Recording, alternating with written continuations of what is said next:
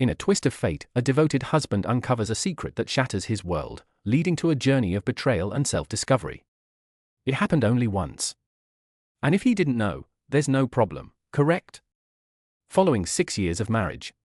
When Sophia and I first got married, all of our planning was ready to pay off. We implemented a tight savings plan and have now saved enough for a down payment on a home. And we'll endeavor to populate that home with children. I am Daniel. I ran my own cybersecurity consulting business, which allowed me to operate from home because I didn't require an office. If someone asked me about my relationship with Sophia, I would say that we have a close bond and share many interests. We converse openly and love our time together. Our future plans include mutual aims and aspirations. We have ups and downs just like any other marriage. We remain dedicated to one another. Sophia worked as a regional manager for a rising technology company. Nathan, a new vice president, has arrived from Manhattan. Richard was a young, confident Ivy League graduate who frequently demonstrated his strength and intellect. This caused a shift in Sophia's belief system. Sophia's wife had grown distant, short-tempered, and less loving at home over the previous 3 months. She claimed it was due to work stress, but her husband suspected differently. He tried to be supportive by giving flowers and planned date nights.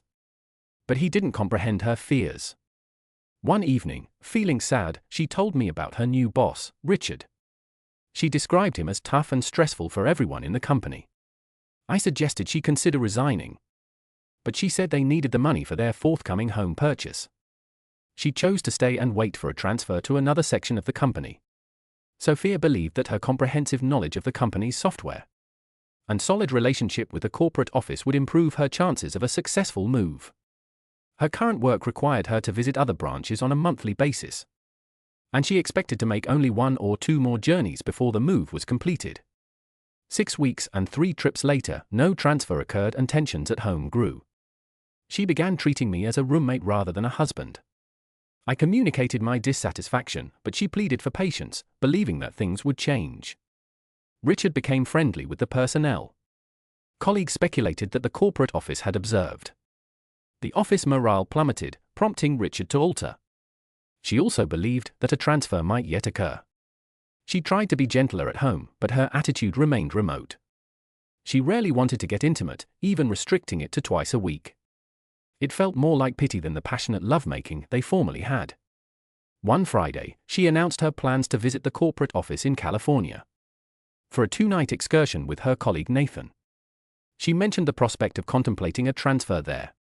Sophia, a charming 28-year-old, encountered a difficult situation at work. Despite her beautiful smile and small shape, she found it difficult to remain calm. The office atmosphere became heated as Sophia battled with an unwanted attention from a co-worker, Richard. His continuous attempts to engage her had a negative impact on her mental health, increasing her stress levels. Despite her best efforts to appear professional, the problem remained unresolved, leaving Sophia and her co-workers in suspense. When Richard saw his approach was ineffective, he shifted tactics and began using charm banter. Compliment Sophia and assure her of a promising future with the organization. After several meals and chats about her marriage and personal life, he persuaded her to consider having a single encounter with him and how it would affect her future. The stress she felt, along with the anticipation of her betrayal, turned her into a diabolical figure. It seems that she dealt with the impending affair by blaming me and portraying me as the villain, allowing her to rationalize her one-time transgression and relieve her guilt. After 2 weeks without intercourse, I communicated my concerns to my boyfriend about our lack of physical connection. I didn't want to beg for it, but I made it plain that if things didn't improve quickly, our relationship could be jeopardized. She told me that everything would return to normal once she settled some work-related concerns, and asked for my patience. I was completely in love and wanted our relationship to be as it had been just a few months before. Although I wasn't sure how to handle the issue, I decided to allow her some time to think things through on her trip, thinking that it might save our marriage. As our 7th anniversary came, I made an attempt to reconnect with her and reignite her affection before she left. On the day she was leaving town, I came home early to surprise her with her favorite chocolates for the journey. I knew she'd taken the day off to pack and planned to leave for the airport at 3 p.m. and arrive at noon. I smiled, ready to communicate my love and wish to see our lives improve. I walked into the home and immediately yelled out for her. To my astonishment, the house was vacant. I entered the bedroom and noticed her bags on the bed and a dress on a hanger. She always dressed properly, valued her body, and enjoyed being fashionable. And I always admired her appearance. Standing alone in our bedroom, I contacted her cell phone to see where she was. She responded briefly and was upset that I was calling. "Hello? What do you want?" Her abrupt greeting hurt. After all of my attempts, I felt like I was annoying her and someone she didn't want to speak with. "Well, that's nice. Hello. I wanted to know how your day was going and what you were doing." "Hey, I am eating lunch with my sister. I'll leave for the airport at 3 o'clock. Is there anything more you should know?" Taken surprised by her remark, I simply wished her a happy flight and ended the phone without saying goodbye or "I love you." It was rare for me to end our chats in this manner, and I wondered if she had noticed. I was sad and upset, sitting on the bed next to her rollaway bag, trying to figure out what was going on. Her conduct and the way she addressed me were utterly wrong. As I stared at my phone, my wrath grew. I chose to leave the house before my wife as I was about to leave. I noticed something colorful in her open suitcase. Curiosity got the better of me, and I peered inside the plastic bag. There was a bright purple nightgown, matching purple top and bottom nylons, and a garter belt. It had been years since I'd seen her in lingerie, and I knew she had packed it for a special occasion. Everything fell into place. I gently examined the suitcase and discovered a box of contraceptives in the side compartment. Still in the unopened CVS packaging, everything fell into place. Her emotional distance, lack of intimacy, and the shift in our relationship after she began accompanying her colleague on travels. I gripped the evidence of her unfaithfulness, most likely to Richard. In that moment, I realized I no longer wanted to be a part of her deception or game. I went to my desk, pulled up a blank sheet of paper, and wrote a brief note. "I hope Sophia's new attire makes an impression. Now it's clear that your priorities have evolved in recent months.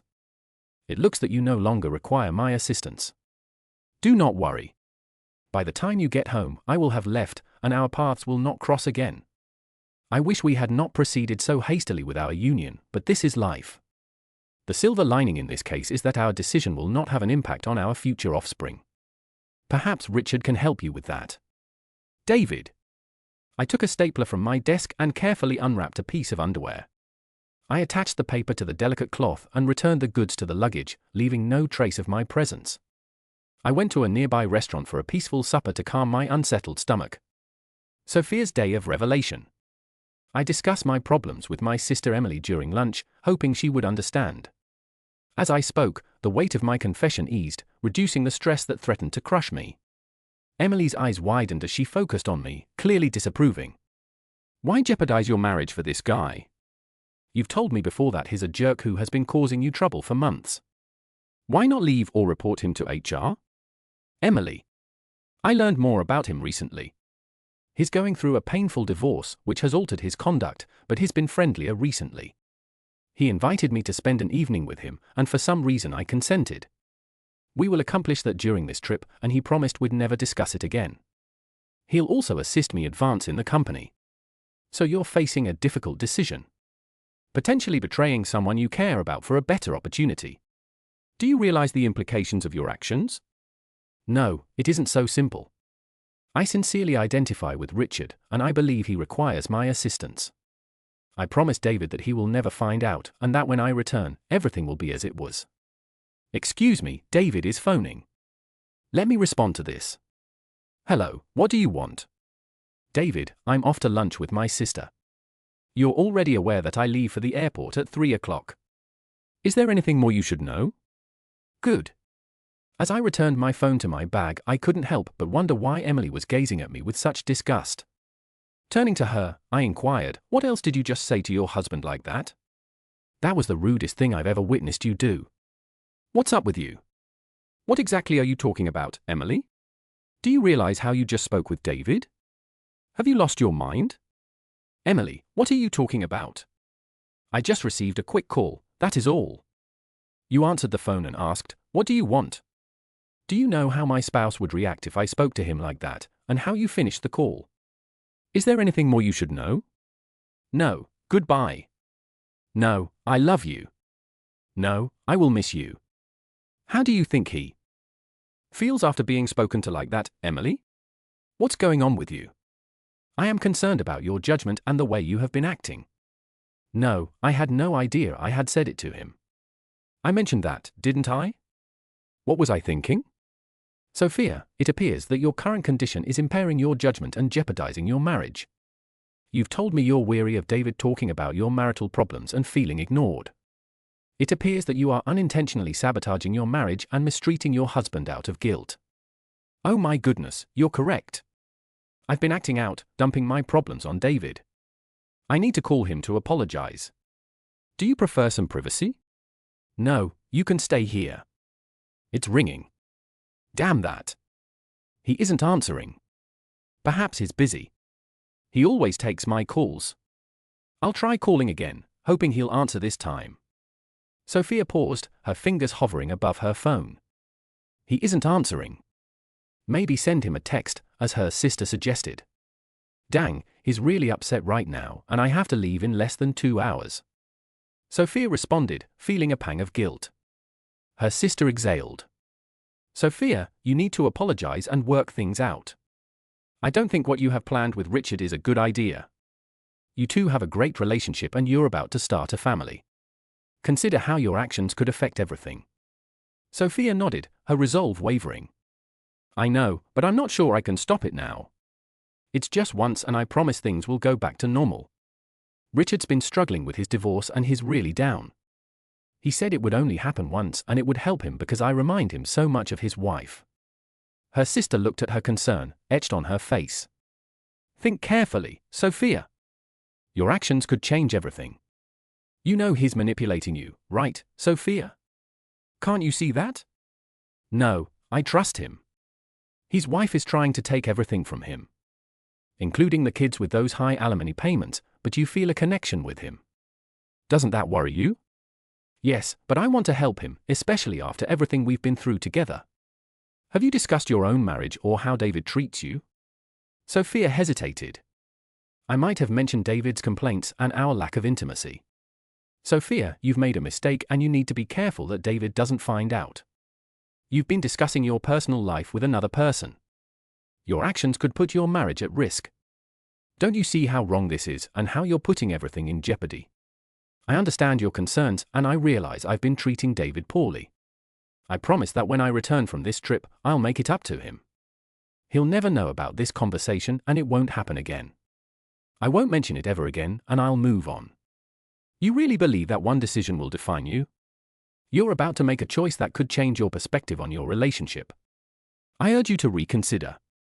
This could have lasting consequences on your marriage. Emily, I appreciate your concern, but I'm a capable adult and need to make my own choices. It's just one instance and it won't affect my commitment to David. I hope you're right, but remember my words. This choice could haunt you and you'll always be the one who's strayed. Please reflect on your actions before it's too late. Do not worry. I'll handle this. And in 2 weeks, you'll see a happy David and we'll be working on starting our family. I'm sad and I feel terrible about this because I know this is not going to turn out well. And as your sister, I don't want you to do this. Please cancel your trip.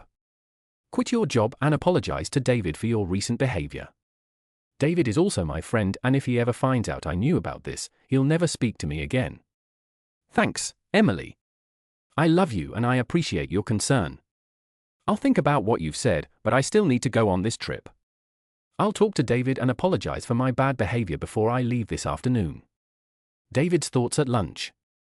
I hope everything works out for them. I'll try to be understanding and supportive. Unfamiliar emotions swirled within me. Sitting in the restaurant booth, I contemplated the recent changes in my life, and how my once happy marriage had deteriorated to conceal my vulnerability. I frequently wiped away tears. Initially, I felt anger, but it soon gave way to sorrow and pain as I fully grasped the extent of my loss. The woman I cherished and the marriage I treasured now seemed like distant dreams as I pondered my circumstances. A wave of embarrassment and disappointment washed over me. How could my marriage have reached this point? What had I done to drive my wife to betray me? I knew I couldn't forgive her for her actions. I couldn't fathom being with a woman who desired another man. My pride simply wouldn't allow it. While others may advise me to move past the affair, I refused to entertain that idea. My anger surged when Sophia's number appeared on my phone screen. I had no intention of speaking with her. The time for conversation had long passed. My loving, devoted husband persona had transformed into something far darker. Richard booked premium seats for their cross-country flight, hoping to win Sophia's approval. But when Sophia discovered her husband wasn't responding to her calls, she became uneasy, sharing her concerns with Richard. She questioned everything. Seizing the moment, Richard pretended to be a hurt husband, winning her trust back. He offered her a Bloody Mary and reassured her that everything would be all right. Sophia, take a deep breath. It's okay. There's probably a good reason for this. Maybe he's in a meeting or just can't talk right now. He'll call you back, I'm sure. Nothing happened and everything is fine. Once we're done with our meetings, I want you to take a few days off and reconnect with your husband. I wish I had a wife as loving as you are. You know she won't even let me talk to my kids, and that hurts. You're a great wife, and I know things will be fine. Sophia noticed a hint of vulnerability in the predator's eyes as he discussed his children. And she found herself falling for his charm once more. After the second drink, she set aside her own issues and took his hand, attempting to comfort the troubled man. This was the moment he realized he had won her over and was finally going to seduce this naive woman and send her back to her husband with his mark still on her. He had invested a lot of effort into this game and couldn't let it end so close to the finish line. Sowing discord between married couples was his passion. To leave a woman with the knowledge that she had given herself to another man and lost respect for her husband was his ultimate goal. The wife would carry the memory of their encounter with her whenever she returned to her husband, serving as a constant reminder of her betrayal. Richard enjoyed the thrill of meeting a man after seducing his wife at a business event or a chance encounter. This power rush was like a drug and he couldn't get enough. It made him feel in control and complete, but it also made him a dangerous person to those unsuspecting women. Upon arriving at the hotel, Sophia and Richard approached the registration desk together, hand in hand. They approached the counter. However, Sophia was taken aback when she discovered that they only had one room for the entire trip. As they walked away from the counter, Sophia looked up at Richard and said, "I don't have a room, Sophia. Remember our agreement? This trip is special and just for us. Let's make the most of it and cherish the memories we create together." "I know, but I'm still unsure. Richard, I need to trust you completely." "I understand, Sophia. Let's make a pact until we return home. You'll be my travel partner and I'll be your devoted companion. We'll treat each other like royalty and no one will ever know. This is our secret, just between us." They entered the room and she felt a wave of guilt upon seeing a single king-size bed. Sleeping with another man was a first since her marriage. But excitement soon replaced the guilt. The conflicting emotions left her lightheaded, so she stepped onto the balcony for air. Richard placed their bags in the closet and joined her, admiring the Pacific Ocean view. "I picked this room for the ocean," he said, noticing her tears. "It's beautiful, isn't it?" she replied. Richard gently turned to Sophia and lifted her face to his. Their eyes met and they shared a tender, brief kiss. Smiling, Sophia stepped back and Richard respected her space. He knew they had a connection, but he wouldn't rush things. Later that night, they would share a special moment together, knowing they were both on the same page. Sophia smiled. "Great.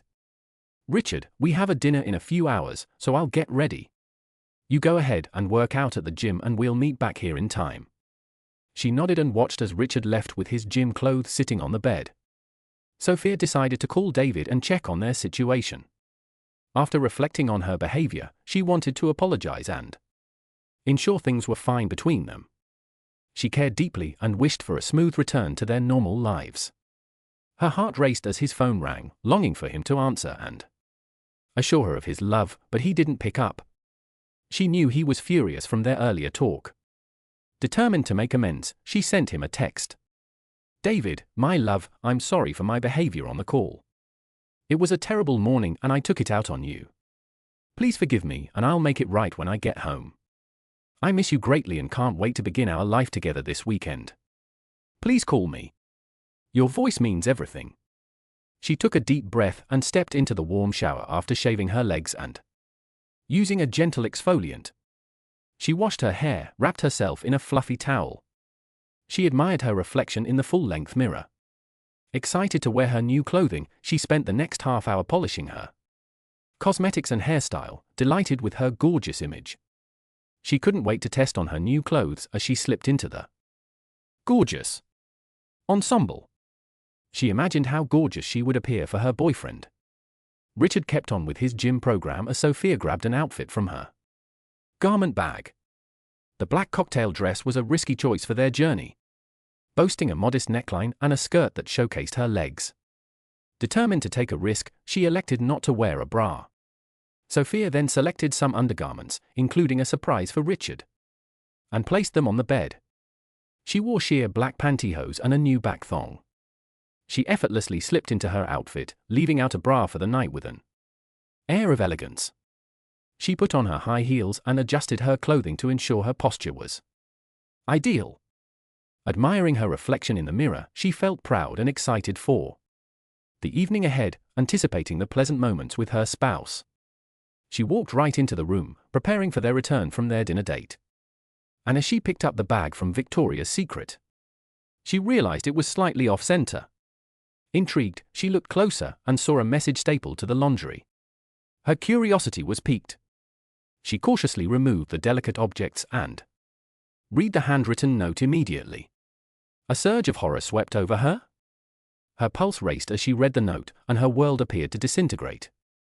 Her situation was serious, and she felt it. She stood there, astonished and unable to move, staring at the note. The tears began to run from her eyes, and she went to her knees, her head in her hands on the carpet. She sobbed, overcome by an anguish she couldn't comprehend. Her thoughts were suddenly racing with panic. She dialed David's number and recorded a shaky voicemail. "David, I found your note and promise you that nothing occurred.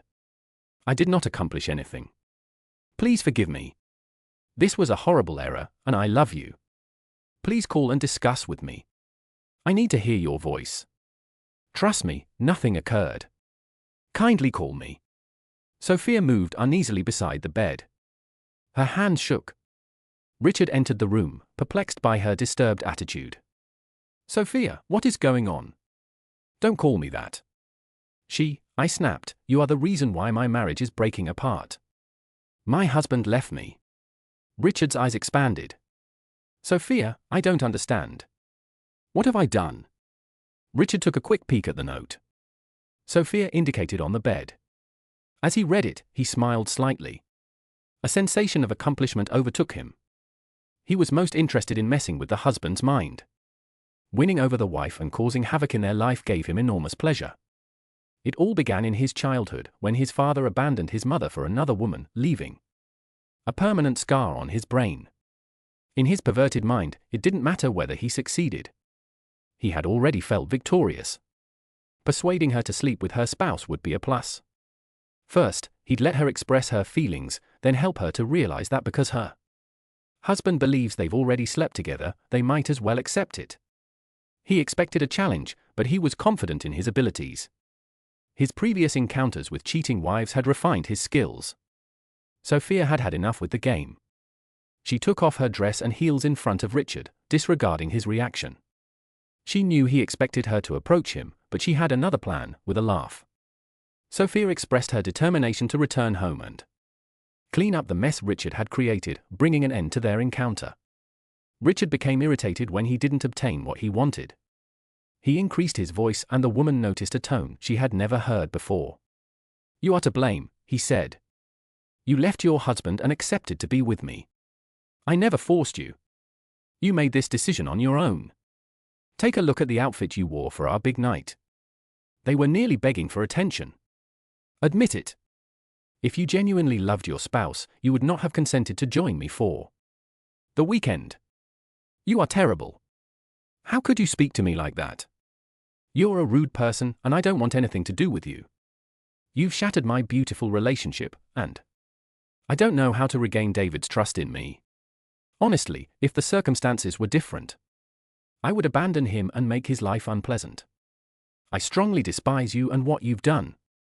Richard reacted angrily. Well, it's entirely my fault, but the kiss you gave me earlier shows differently. You liked it and wanted more. You expected me to take you to new heights and shake your world, and you know it. Sophia's eyes widened with surprise as he continued. You simply need to confront the facts and stop accusing me. You cannot honestly say you were faithful to your husband. You, like everyone else, seek excitement on the side as long as it remains secret. When things go wrong, you point fingers at the person who misled you. But my love, you would not have allowed me to charm you. If you genuinely loved your husband, you could take him on a cross-country journey. And spend a night of passion, sharing a room and sleeping next to me. That is not the behavior of a dedicated wife. I can't. Imagine what you'd do if you didn't have that husband to rely on. Trust me, he's lucky to discover that you're an unfaithful wife who can't be trusted before you have children. His words sting. She knew he was correct and she had made the decision on her own. Blaming him for everything. She knew she might have declined at any point. Even her sister had cautioned her. But she decided to leave her marriage and be with Richard immediately away. She was unsure which stung more. The realization that Richard was correct about her or how deeply she had damaged her husband flooded her with regret. She immediately packed her luggage and went to the lobby to ask the concierge for help in obtaining a late-night flight home.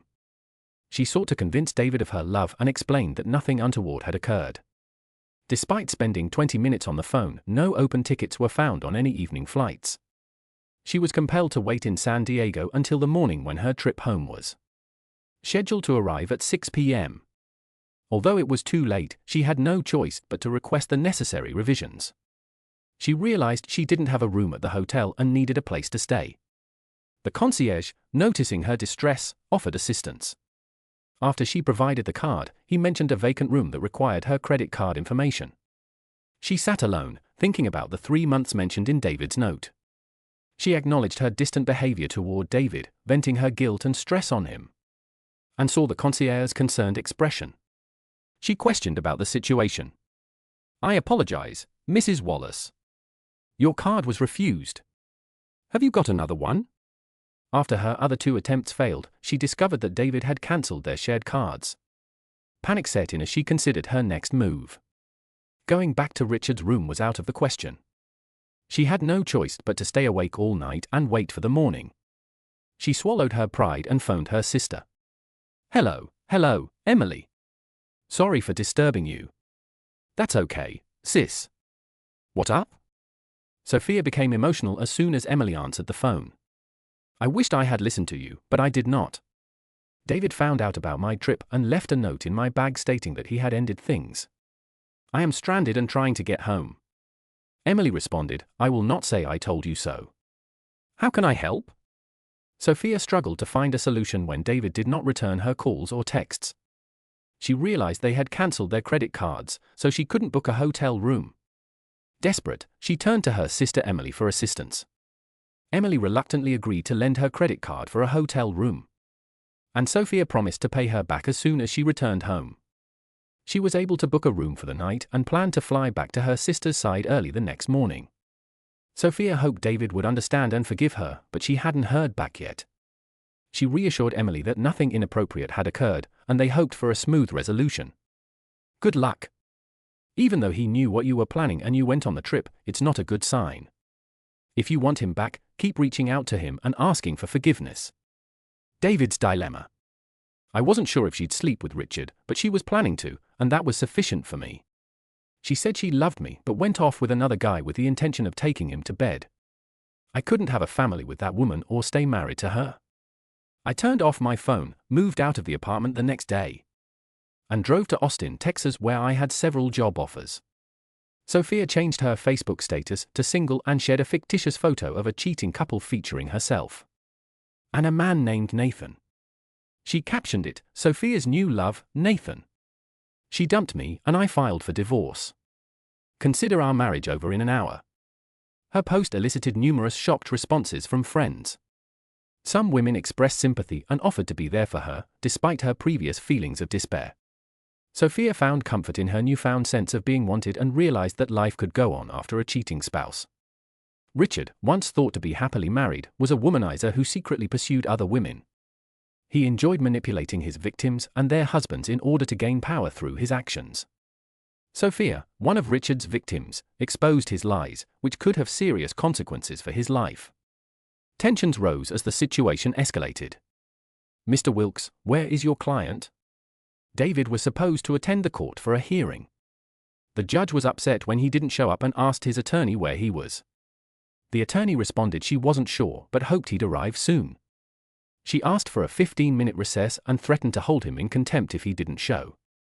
Joshua Wilkes, David's attorney, called David's cell phone after discovering he had no intention of attending the mandatory session. David claimed to be stopped in traffic when the judge returned. Joshua jumped up and told the judge, "Your Honor, my client is stuck in traffic and trying to get here as soon as possible." The judge exhaled. "I apologize, but it is the decision. Your client must attend counseling sessions and appear at the next court date. If he does not cooperate, there will be consequences. Ensure he understands." Joshua responded, "Yes, Your Honor." Turning to his client, he severely emphasized the judge's decision and the significance of executing the order. Initially skeptical, the client reluctantly agreed to attend therapy if it would speed up the divorce process. Sophia paused as she approached the room, her heart racing. It had been months since she had seen David, and the memories of their time together continued to torment her. She took a big breath and approached him, reaching out her arms to embrace him. But David moved back. His eyes were icy and unyielding. The counselor started the session by helping Sophia through her feelings. Tears streamed down her face. Sophia confessed her affection for David and apologized for her error. She acknowledged that she had never had sexual relations with anybody else, and had returned home as soon as she discovered what had occurred. Through her sobbing, she begged David's forgiveness. When it was David's turn, he spoke to the counselor directly. "Doctor, I understand how important honesty is for these sessions to be productive. However, I cannot help but wonder, do you really expect both of us to be absolutely open and vulnerable with one another?" "Yes, David, you both agreed to be completely honest, and this is a no-fault session. It's critical that both of you communicate freely and openly." "Thank you, Doctor."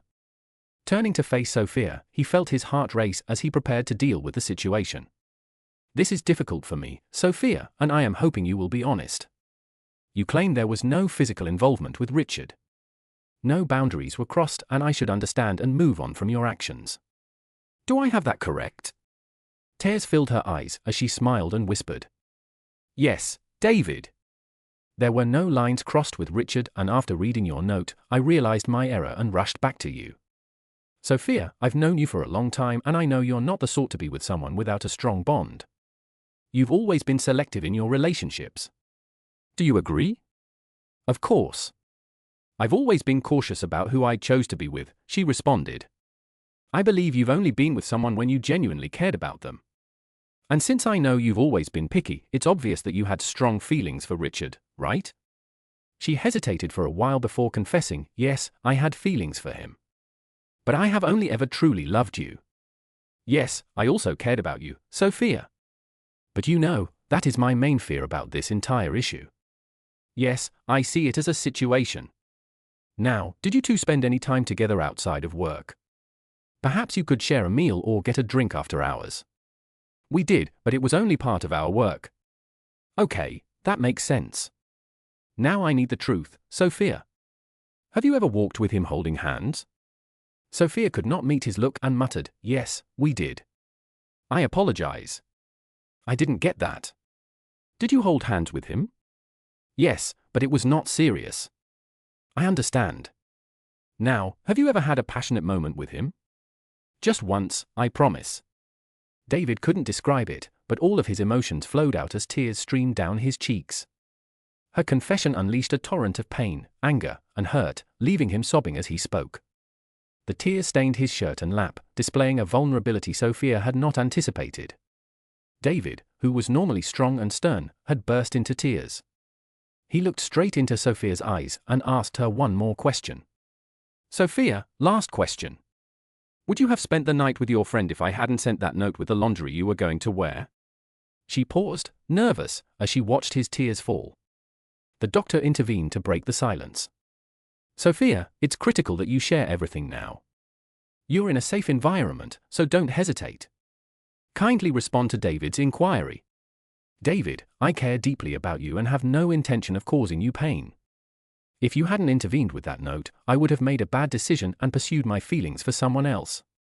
You saved me, and for that I am eternally grateful. We need to work this out together. David turned to the doctor and spoke through tears. Doctor, I can't stay married. My wife had strong feelings for another man. The actual action is irrelevant. The intention is what bothers me. If she did it once, I am confident she would do it again, given the proper circumstances. I can't live with that uncertainty overshadowing our marriage for the rest of our lives. I would recall her intentions and wonder if she still desired it, or if she was planning something else. She ended our relationship when she boarded the plane, knowing full well what she was doing for 3 weeks. David attended the mandatory sessions. 3 months later, the divorce was finalized. Throughout this time, he received numerous calls and requests to reconsider and save their marriage. His ex-wife's father, sister, and friends all urged him to rethink his decision. They claimed he was foolish for not considering her infidelity and insisted he should give their marriage another chance. Despite his efforts to express his emotions, others dismissed his feelings, telling him to be mature and accept her back after growing tired of hearing about his pride hindering their reunion. He bluntly told everyone to leave him alone and never contact him again. He then took on temporary jobs across the nation, moved away, and never looked back. Sophia continued to plead for his forgiveness, but eventually he had to block her number. He believed she would eventually understand and stay faithful in her future relationship. David's stand against Richard. It had been nearly a year since that fateful day, but I could never forget about little Richard now. I was working far away from home with no connections to my past. That's when I devised my plan for retribution for precaution. I set up a remote link to my home internet before leaving. Granting me access to Sophia's computer, she had a tendency to return from work, log into her company, VPN, and submit her reports. Naturally, once she completed her tasks, she would simply close the lid, believing the system was disconnected. Before leaving town, I took the opportunity to access her laptop, which was connected to the company intranet via VPN. Due to a lack of proper security measures, it's amazing how some help desk employees prioritize ease over security. My work provides a steady income, so I shouldn't complain. However, that's not the main point. Sophia sent Richard an email with a link claiming it was a collection of her photos. Curious, he clicked the link, unaware that it contained a hidden program. The program quickly spread to every server Richard had access to, waiting for further instructions. Richard would continue to encounter errors, eventually realizing the link was faulty. He would reach out to Sophia the next day, unaware of the hidden threat. The predator clicked the link, gaining access to the company's inner sanctum. Erasing all traces, the evidence vanished, leaving no trail for it to follow. They moved on, unaware of the breach. After a week, I began my task. With a VPN and remote servers in 8 countries, I installed various programs on Richard's company's main server to aid my work. In a few hours, I gained access to valuable files and downloaded financial records, HR salaries, engineering blueprints, and upcoming patent applications. These patents could be worth millions to the company. To make this scenario more engaging for a PG-13 audience without additional explanations, context, or content, the output is: I decided to plan a surprise for Richard by organizing a unique outdoor adventure. I discreetly set up a series of clues and messages on his work computer, ensuring they were harmless and playful. I arranged for a treasure hunt with each clue leading to the next, ultimately culminating in a special gift waiting for him in a hidden, unseen file I found and saved numerous pictures and videos that were not suitable for young viewers, along with company diagrams and engineering plans. Utilizing this information, I embarked on my quest to expose Richard over the span of a month. I sent several documents from Richard's company email to their competitors inquiring about transfers. Following this, I deleted the emails believing that Richard, who excelled in finance but not technology, would think all traces would vanish. However, any inquiry would quickly reveal the evidence as he sat at his computer. He began sharing provocative content to various websites known to be monitored by the FBI. Over the course of a week, he shared over 100 images, confident they would attract attention.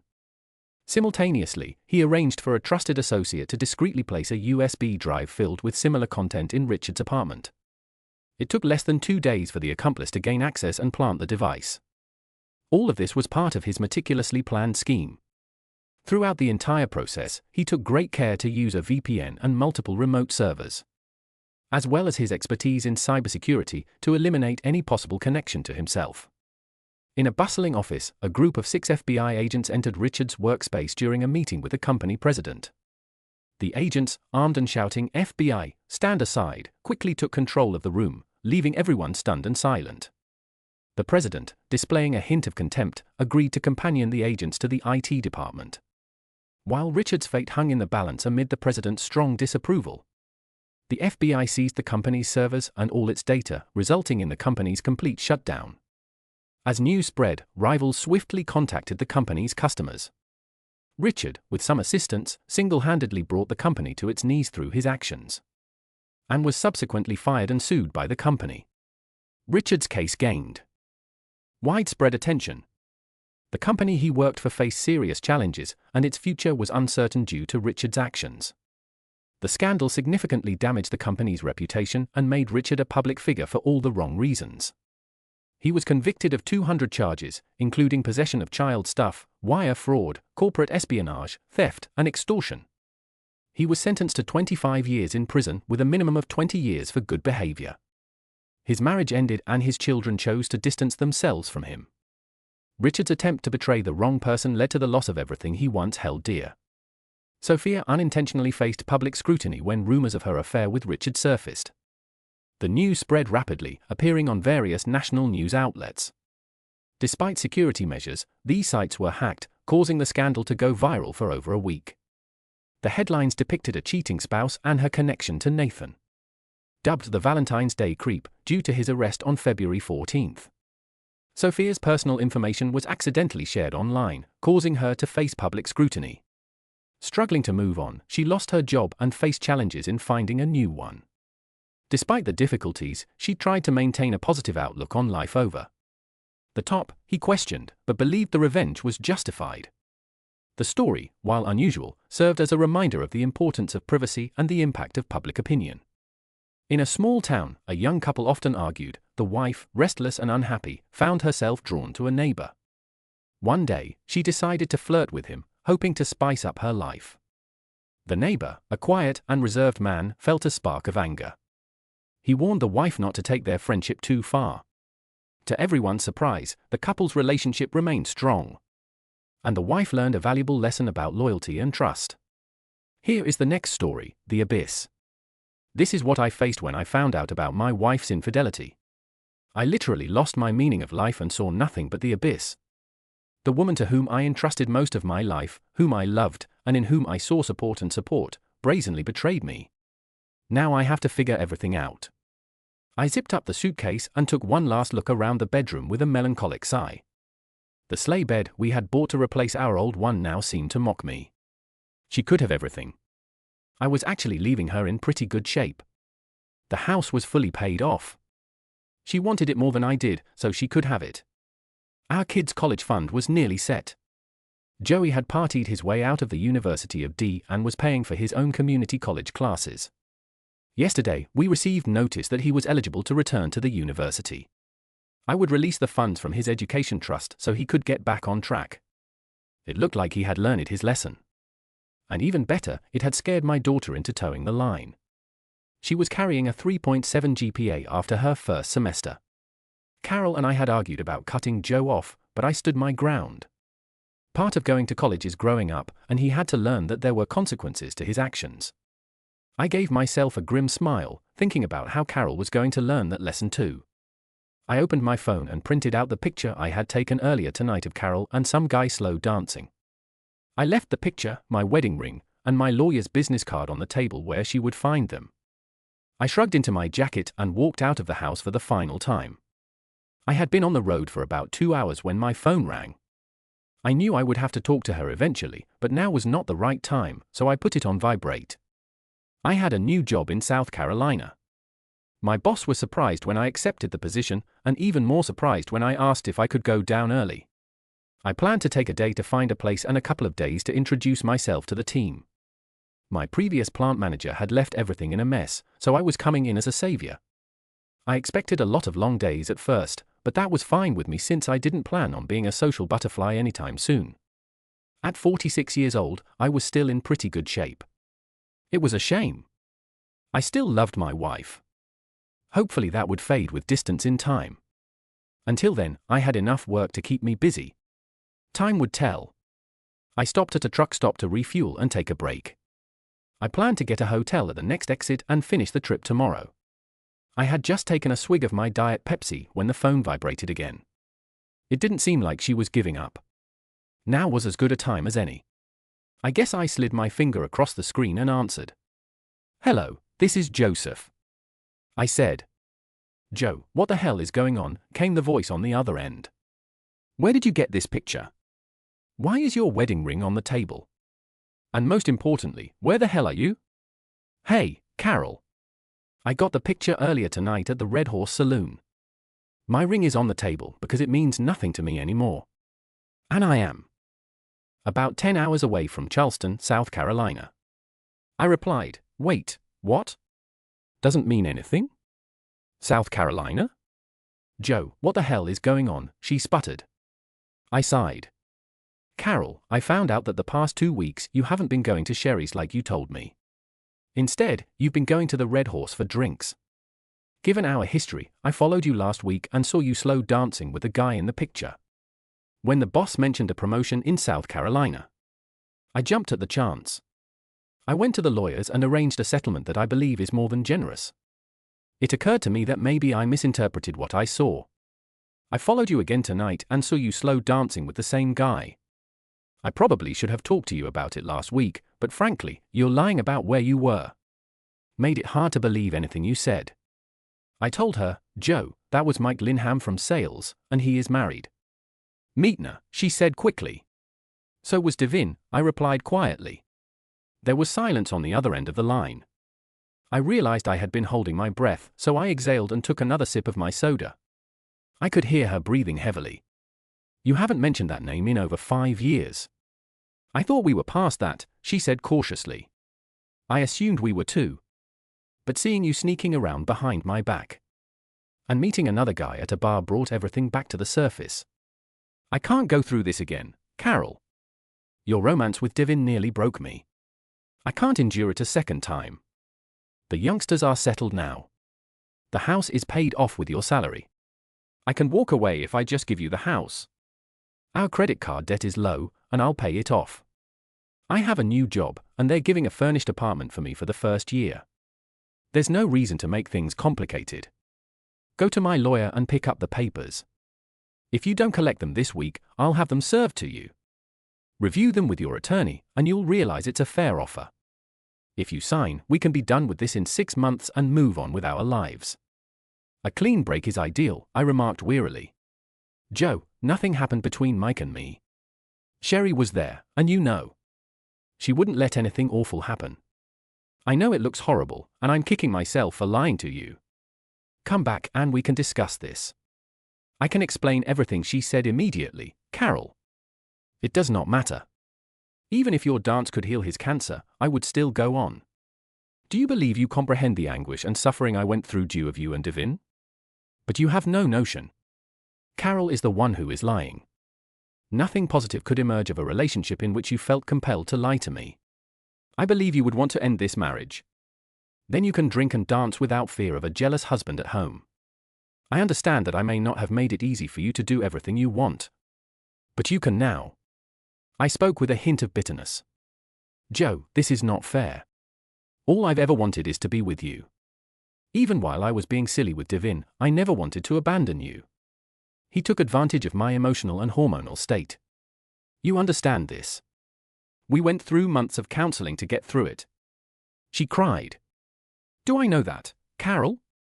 I understand what you told me, what the counselor and doctor told me. But I also remember how I felt when I found out you were dancing with another guy in a pub. I understand how I felt when you lied to me again about your whereabouts. And let's speak about fairness. How was it fair that I had to go through the sorrow of losing a kid on my own? I didn't have someone on my side who understood me and wanted to touch and support me. How fair was it that I suffered for over a year with just my hand for relief? While you slept with a snake oil salesman. You know what? I am done. Just sign the blasted paperwork and put a stop to this false marriage. I told her in a chilly voice that I didn't want to hear her sobbing. So I hit the button to end the call, mentally dismissing it. I attempted to regain my previous disinterested demeanor. I drove another 35 miles and exited at a hotel. By the time I fell asleep, I felt mostly fine. The next day was a long one. My phone began buzzing at 7 p.m. and continued to ring every hour on the half hour. When I stopped for some fast food, I saw one of the calls came from my daughter. I took a deep breath and called her back. Dad, what is going on?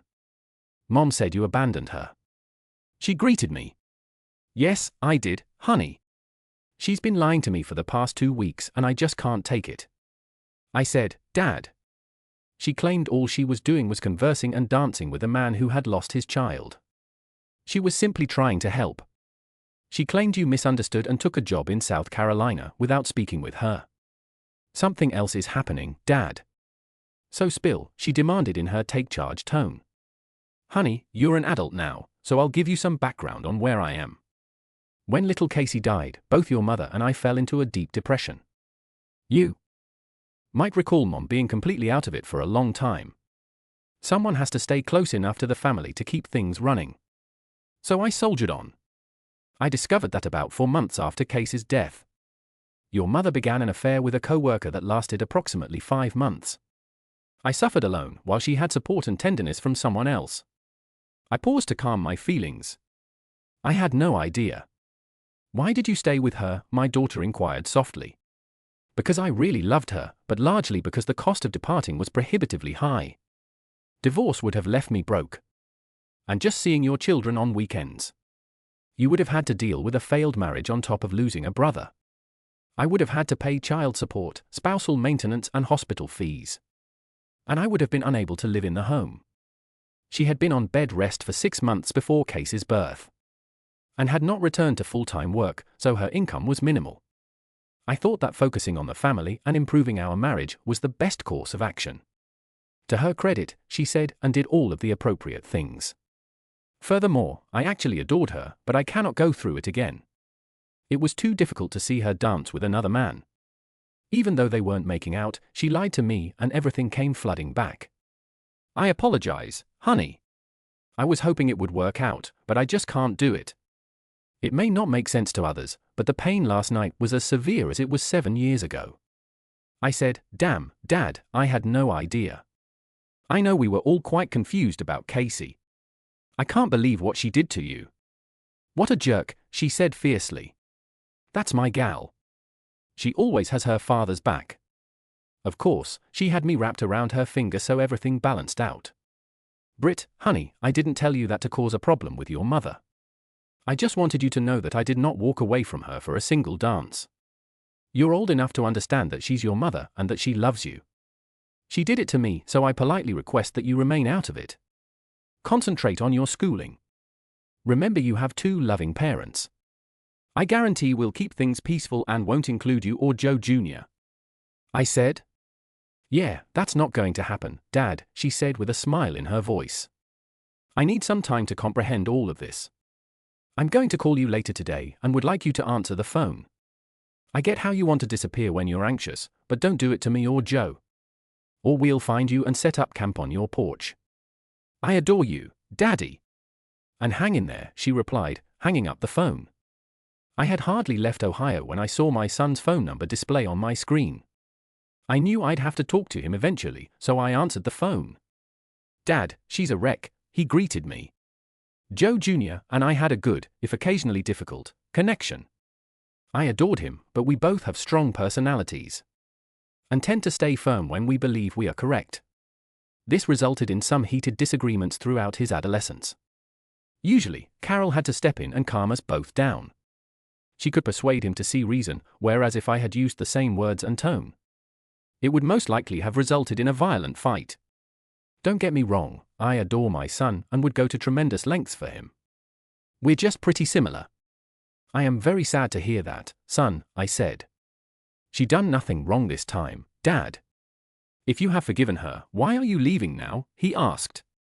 I was a little surprised. How did he learn about Carol's affair? Has she told you about it? I didn't think you knew, I replied. Years ago, I overheard a phone call between her and that jerk. She told him it was over and that she would tell you on Friday. He replied, I had no idea what she was talking about, but I assumed it was bad. When you sent us to visit Grandma and Grandpa for the weekend. That Sunday evening was the darkest I had ever seen in the house. It was even worse than when you returned from the hospital without Casey. After a while, I realized what she had done. I had no idea.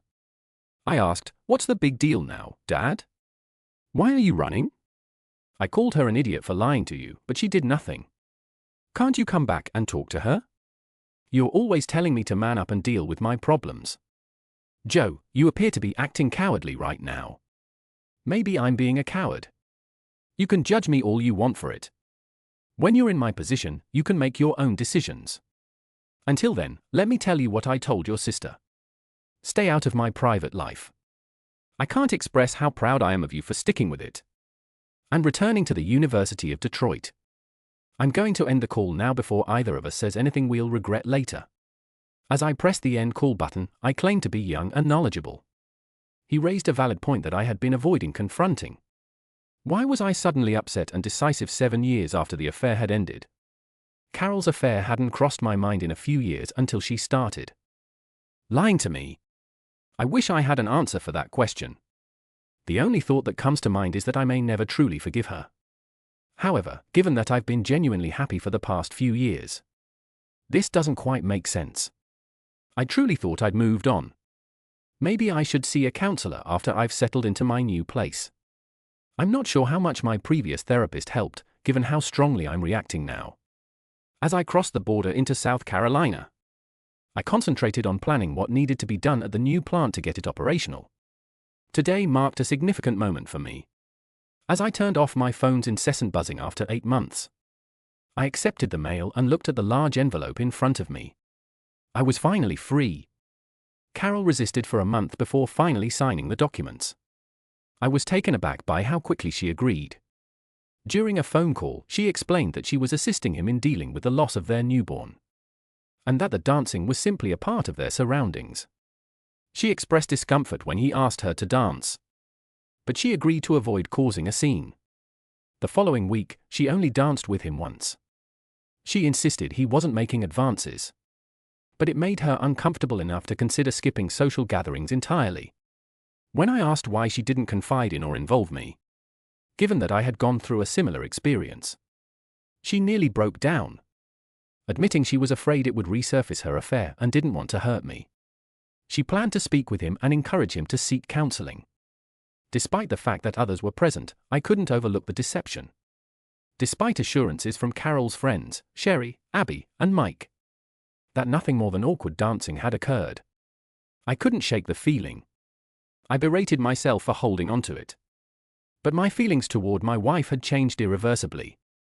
Though I loved her, I no longer desired to be married to her. My new therapist suggested I never truly forgave her, and these unresolved feelings resurfaced, making it impossible for me to move past it. It made sense in a way. Glancing at the envelope, I decided against opening it just yet. Climbing the 2 flights of stairs to my apartment, I sifted through the rest of my mail. The sound of shouting from the hallway caught my attention, and I looked up to see a muscular black man pinning my neighbor, Letitia, against the wall, yelling in her face, "You can't break up with me. We'll finish when I tell you. Now go to that apartment and put on something attractive. We're already late for my company." He grumbled as my fist slammed into his side. I know it wasn't entirely fair of me to hit him from behind, but I decided that all was lost when he raised his hand at a woman. I wanted to swing at him again, but suddenly he stood on tiptoe, and my neighbor grabbed him and squeezed him tightly. "Listen here, idiot," she hissed at him. "If you touch me one more time, I'll hurt your instrument. Do you understand?" He was wheezing, tears welling up in his eyes. He nodded frantically, sobbing as she probably squeezed him one last time. She let go of him and he collapsed to the floor, limping down the hallway. Letitia watched him leave, then leaned against the wall, tears streaming down her face. I squatted down next to her and gently put my hand on her shoulder. I cook spaghetti and I always get too many of them.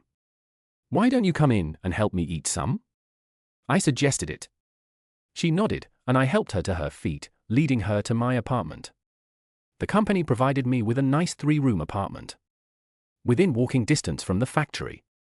They paid the rent for a year, and I was seriously thinking about staying after that. We didn't have a pool, but we could use the pool in the neighboring complex. But we had a fantastic gym. That's where I first met Letitia, my neighbor. After being here for 2 months, I found myself caught in a cycle of relentless work, often clocking 14 to 16 hours a day, followed by sleep. My doctor warned me that I was a heart attack waiting to happen, and advised me to cut back on work, adopt healthier eating habits, and start exercising. You know, the usual doctor's advice. So I made a decision to cap my work days at 12 hours and incorporate gym sessions into my routine.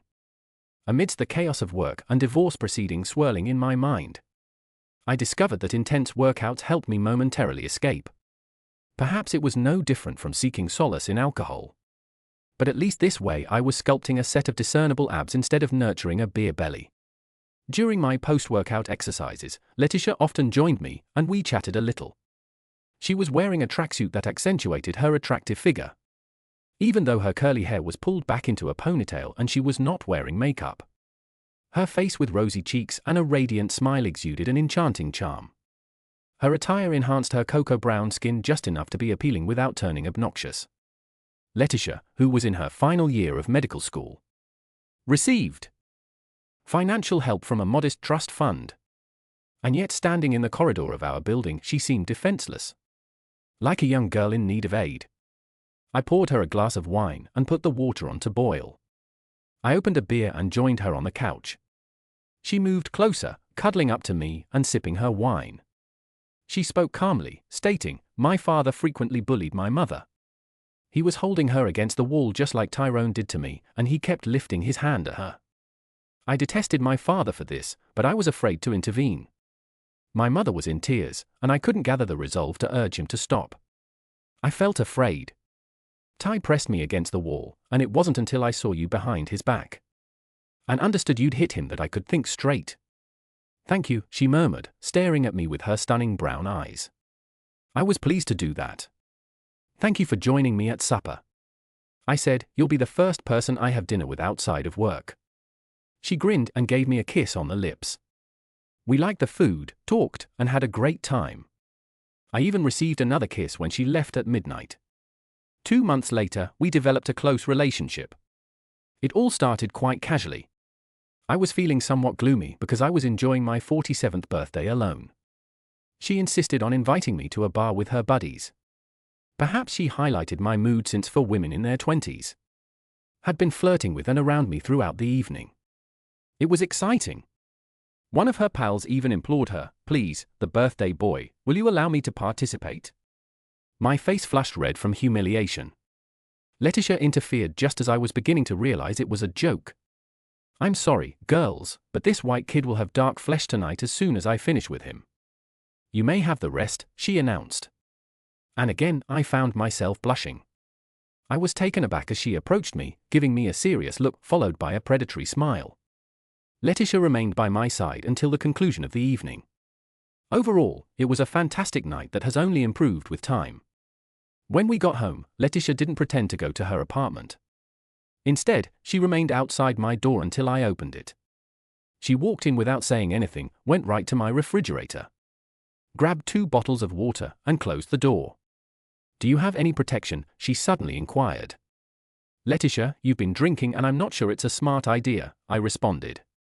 "First and foremost, I've only been drinking water for the previous 3 bars. So I'm tipsy but not intoxicated. Second, it's not about sentiments, it's about 2 individuals trying to satisfy their desires," she proclaimed, then continued her acts. "Why not? What exactly are you talking about?" I thought. We headed to the couch. I said, "You belong to me tonight." That was my best night. Dawn's rays shone through the window, lighting a gorgeous, bronze-skinned woman lying out on my pillow. I placed my hands behind my head, contemplating. Last night, I contacted Letitia. Even though she was wonderful, I realized we had no future. When my children grew up, I didn't want to start afresh and I wasn't in love with her. She was my first friend since I got here and I wished her the best. I was willing to assist in any manner, but there was no possibility of a typical love connection. So what happened last night? Two consenting folks let off steam. I had hoped she felt the same way. When I looked at her, I realized she was awake and gazing at me. "You're thinking about last night," she explained. "Yes. I just hope it doesn't ruin our friendship." I said, "Joe, you're amazing and very dear to me. However, we both understand that we are not meant to be together. I want children, a career, everything combined. After graduating from the clinic, I will relocate to wherever my job takes me." "You've never expressed an interest in starting over with children and a mortgage," she remarked, smiling. "That's correct. I was there. I did it." I grinned back. "So that leads us to last night. I enjoyed it and would like to repeat it. However, if it becomes too awkward for you, it can be a one-time event.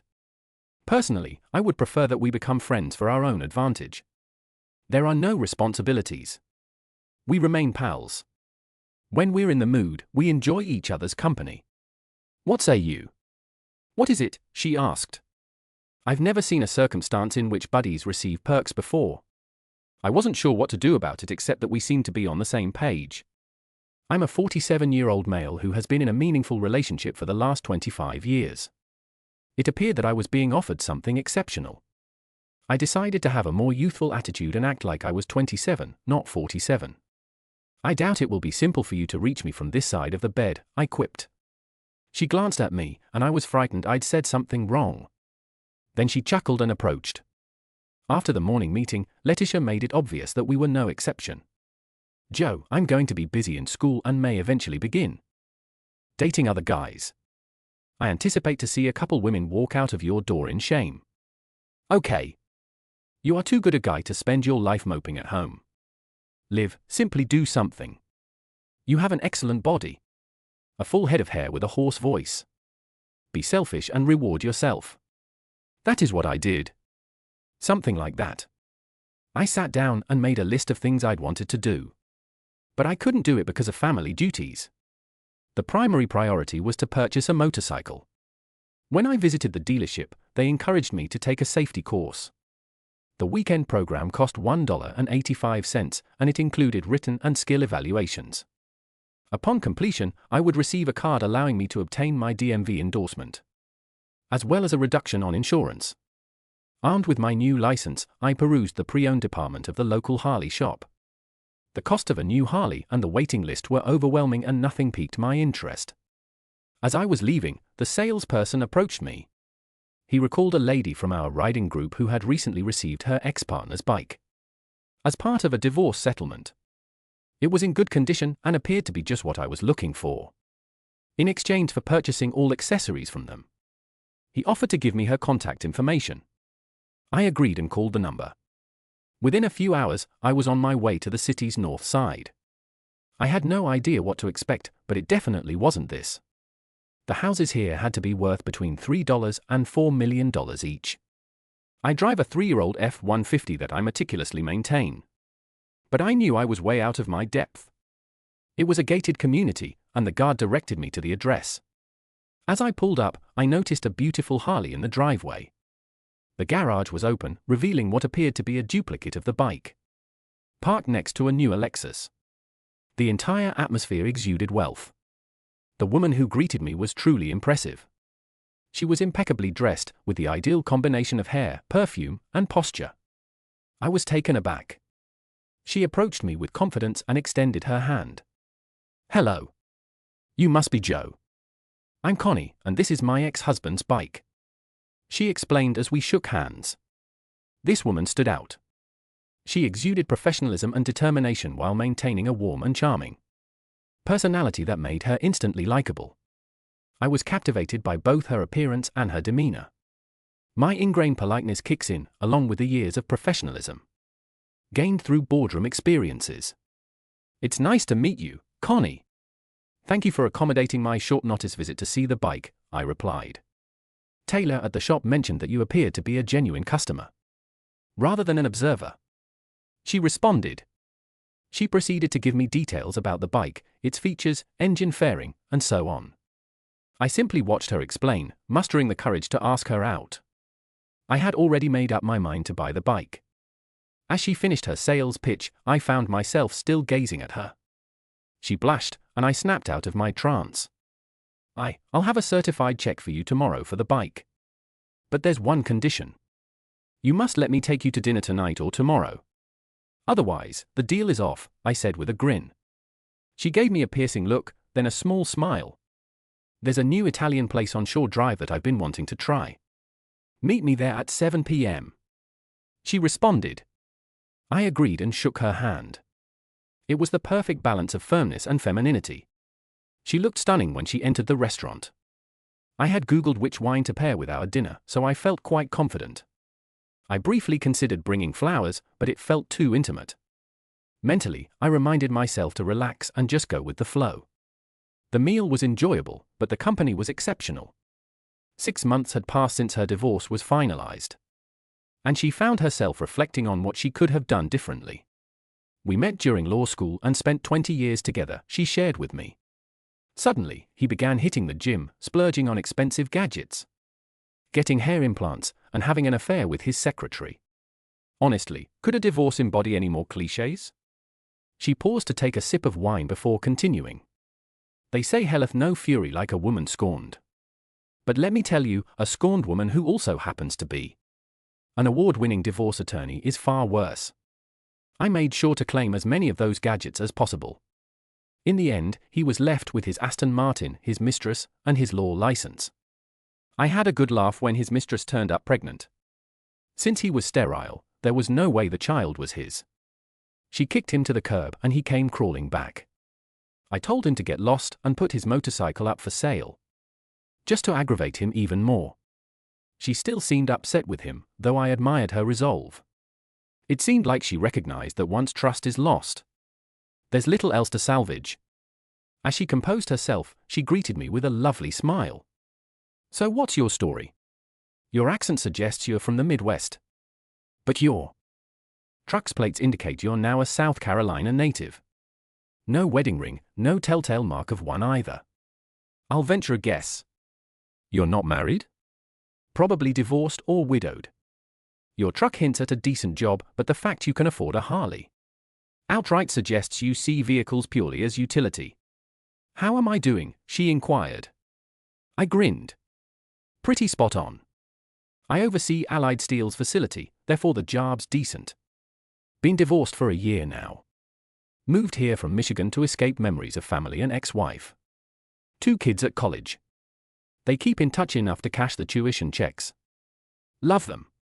Wish we bonded more, but it's a two-way street. Besides that, not much else to tell. I confessed, discussing all this on a first date. Felt weird, but I thought, why not? It was all true.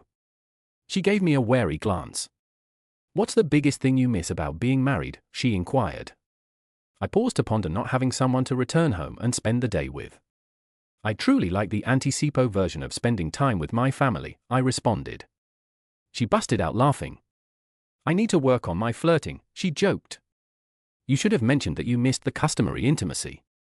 Then I would add, there's no reason to miss out if you found the right person. Then you'd inquire where you could locate such a lady, and I would say it here. I felt my cheeks flushing. In any case, I miss our regular intimacy. I chuckled. There is no reason to pass it up if you discover the perfect woman. She replied with a malicious twinkle in her eyes. Where can I locate such a lady? I played right on cue. She leaned forward slightly, emphasizing her contours. Right here, she said gently. On my way to her, I stopped at a gas station and purchased a packet of protection. When I received the message that the door was open, I entered. Inside, I observed her skirt on the floor and a pair of tights by the stairs. I followed a trail of garments to what appeared to be her bedroom door. When I opened it, I discovered she was laying on a large bed. Without hesitation, I seized the opportunity, and we had a nice evening. I awoke in the middle of the night, realizing it was exactly midnight. I used the restroom and slid back under the blankets. I drew her toward me. Thank you for that, she said, catching my gaze. I couldn't help but chuckle. Seriously, you can contact me whenever you want. I responded with a grin. Her reaction was a teasing smile in return. I greatly appreciate it. Honestly, it's been difficult lately with the divorce and all of the issues that come with being freshly single. In addition, I'm getting ready to relocate back. I simply needed some close connection and comfort. Do you think I am being overly demanding? She inquired. Not at all. I fully understand. I'm just unsure of the politeness in this circumstance. I like you. I enjoyed our time together. I would like to see you again, but if you aren't interested, I understand. How soon will you be moving? I asked. I need to be in Boston in 4 weeks. That was one reason I wanted to sell the Harley. I'll be really busy, so I won't have much free time, she added. I could tell she had gotten what she needed and was not looking forward to doing it again. It stung slightly, but not severely. I enjoyed a wonderful night of companionship and sensuality. How can this be a bad thing? I gave her a smile. Now I understand. I'll Uber over tomorrow to get the bike. I hope your move goes well, I said, reaching for my clothes. My God. I should have expressed myself more clearly. But being so close has confused my thoughts. I'm not saying I don't want to see you anymore. I mean, I can't be in a relationship because I'm leaving in a month. She muttered and buried her face in the pillow before turning over. I started to kiss her. Then let's make the most of the next few weeks by enjoying each other. I reassured her. She smiled and nodded before falling asleep. So I dressed and kissed her on the forehead before leaving. When I returned home, Letitia greeted me and appeared to be waiting for me. I have an important test tomorrow and could use some help tonight, she said, removing her shirt with a mischievous grin. I was caught off guard and muttered, sure. What do you study? Let us just call it anatomy. She responded playfully, pulling me closer. Panic overcame me. Tish, could you please help me with something first? I blurted out. Unfortunately, it was too late. I was afraid I'd made a mistake. She burst into laughter. You are a little man. You were busy tonight. Tell me the specifics, she said. That won't happen, baby. I simply stated that she had recently divorced and was in need of assistance. Letitia gave me an impatient expression. Did you use any protection? She asked. Yes, I responded. Do you believe you have another round in stock? What is it? She asked. I chuckled. God knows. I will try. I said, let me take a shower and then we'll see. No, she exclaimed. Okay. I am a 47-year-old man who cannot do this. Letitia seemed to be in a strange mood. I decided not to stop there. It led to the most incredible intimacy I've ever had in my 47 years. I almost fainted. When we were done, we took a quick shower. Then we went back to bed and she snuggled up to me. After thinking a little about what a strange turn my life had taken, I eventually fell asleep. The next morning I went to pick up my bike and Connie seemed a little worried. Okay, Joe. I don't usually have one-night stands, but I'm in a good mood right now, she told me. I smiled at her. A one-night stand is not my type either. But if it looks like last night, I might change my mind. I responded. Have you ever thought about moving to Boston? She asked. I grinned and kissed her. No, I'm tired of the cold. I've been through enough winters in Michigan to know that I prefer sunlight, I responded. She blushed. That must have sounded weird, right? She laughed a little bit. I grinned along with her. But seriously, we'll have a lot more meetings before you leave. And then you can go to Boston. Find some guy in his early 20s and teach him what you like. Just don't get too serious with him because I expect you to only fool around with me when you come back here on business or vacation. I'm being damn playful right now, she said, pouting charmingly. We were standing in her garage when I went to close the garage door. She looked at me curiously, then her eyes widened as she realized my intentions. After finishing, she turned around and kissed me. It was one of the most exciting sensations I've ever experienced. Heck, why didn't we meet 6 months ago? What is it? She asked. 6 months ago, I wouldn't have been ready, I explained. I was still going through my divorce back then. I was so infuriated by everything masculine that I could snap at you," she remarked, pulling on her pants. "So let's put it down to the wrong moment and enjoy the moment," I suggested. "I agree," she replied. Her eyes narrowed. "You're dating someone else, aren't you? If you have a girlfriend, I'll find out and let her know what kind of person you are," she said angrily. I looked at her. "Get me?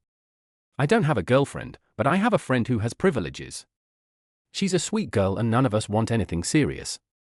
But if you think I'm the kind of guy you can fool around with, maybe we should break up right now," I replied coldly. She glared back at me. "I wish you were pleasant," I told her, starting the motorcycle. Women are complex creatures. Letitia found humor in my situation. "Look, Joe, you need to learn how to handle these scenarios. I can't give you specific advice. Every woman is unique.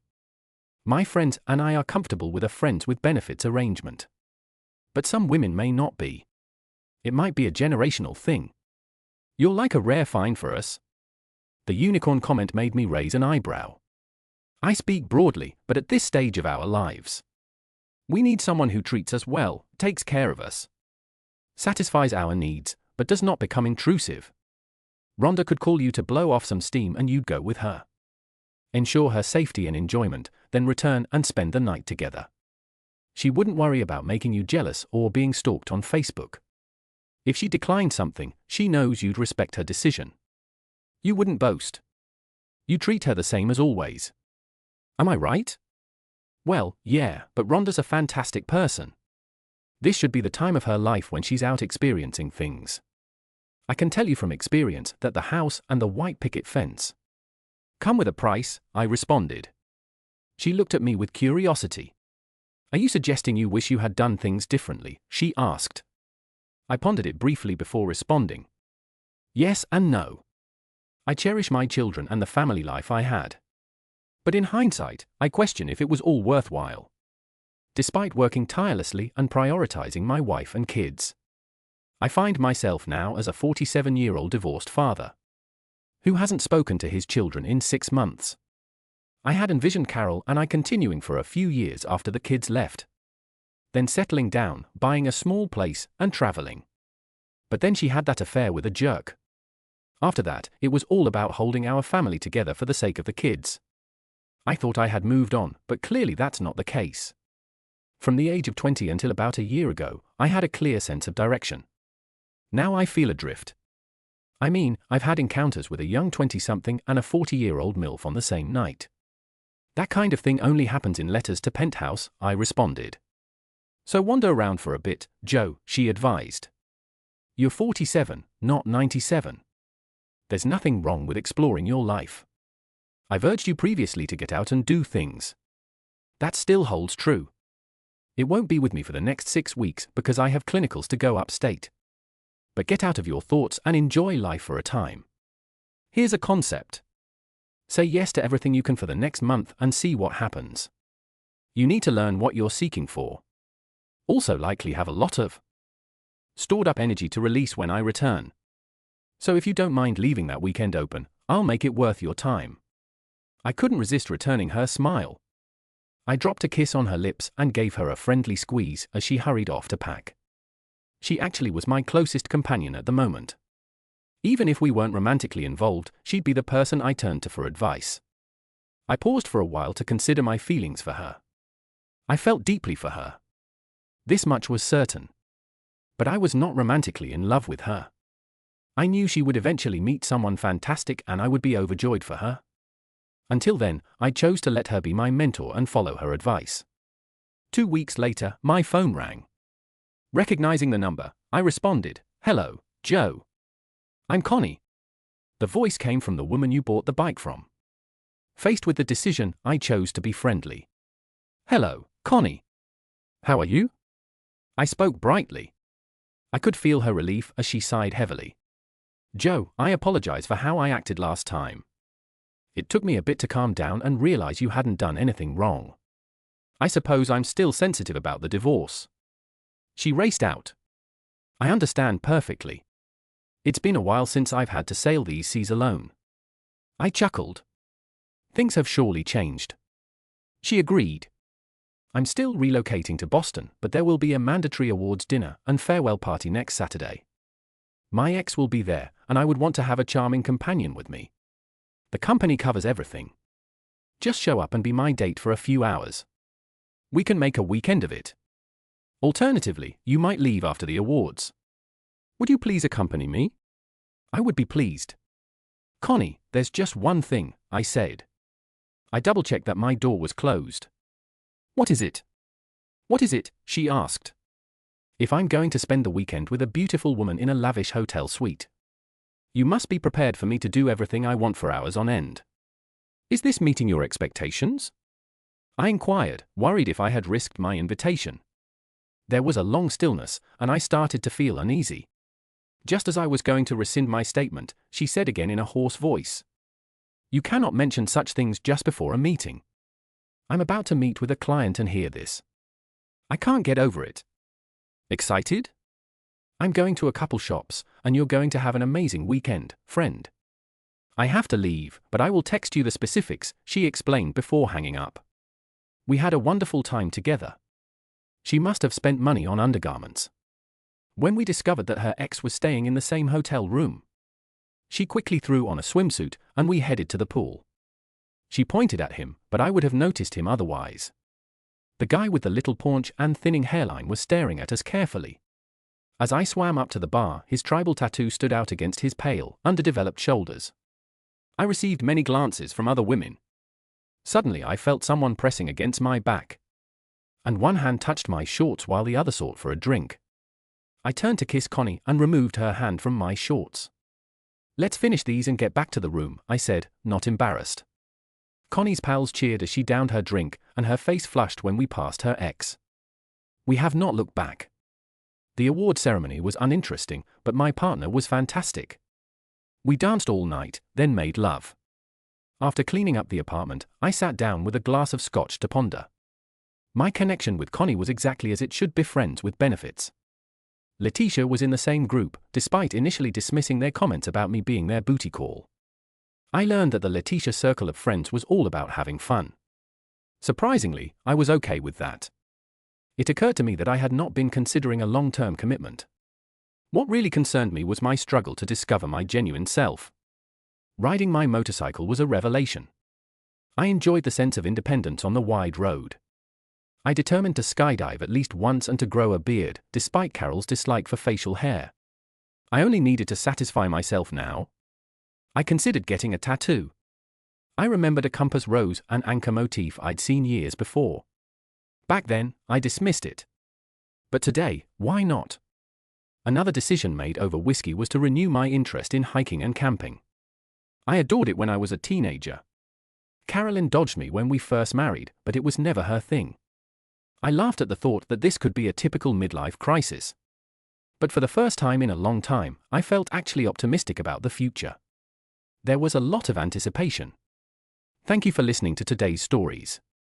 If you enjoyed listening, please like and subscribe if you haven't already. Also, write a comment below with your thoughts on what transpired.